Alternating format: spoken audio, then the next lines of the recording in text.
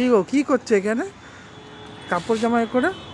আরে দেখো না ছাদে কত সুন্দর লেবু হয়েছে, সেইগুলোই দেখছি। আসো এদিকে দেখো, এই যে এইদিকে গাছে দেখো কতগুলো লেবু হয়েছে।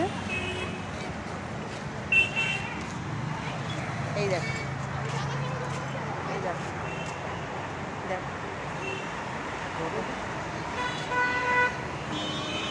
এই দেখো লেবু,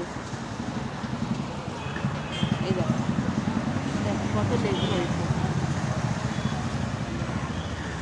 এই দেখো কি গন্ধ বেরাচ্ছে লেবুগুলো থেকে। ঠিক আছে। আমাদের এই গাছটা আমাদের বিয়ে 8 বছর হতে যাচ্ছে, মানে আই থিঙ্ক 6 বছর ধরে গাছের লেবু দেয়নি, কিন্তু 5 বছরের মাথায় একটা লেবু দিয়েছিল, 6 বছরের মাথায় দুটো, আর 7 বছরে হচ্ছে ঝেঁকে গেলবারে লেবু দিয়েছে। আর এবারে আগের বারে লেবু পুরো পাড়া খেয়েছে। এইবারও দেখো লেবুগুলো জাস্ট দেখো,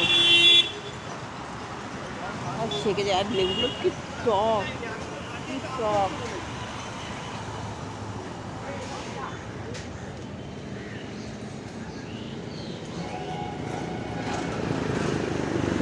আর মেয়ে যখন পেটে ছিল তখন এই লেবুর পাতাগুলো শুকে শুকে মানে বমি আসতো বলে এ করেছিলাম।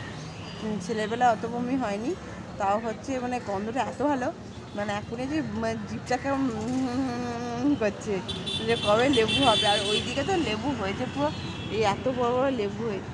যেরকম লেবু গাছে লেবু হয়েছে সেরকম আম গাছে আমাদের আম হয়েছে।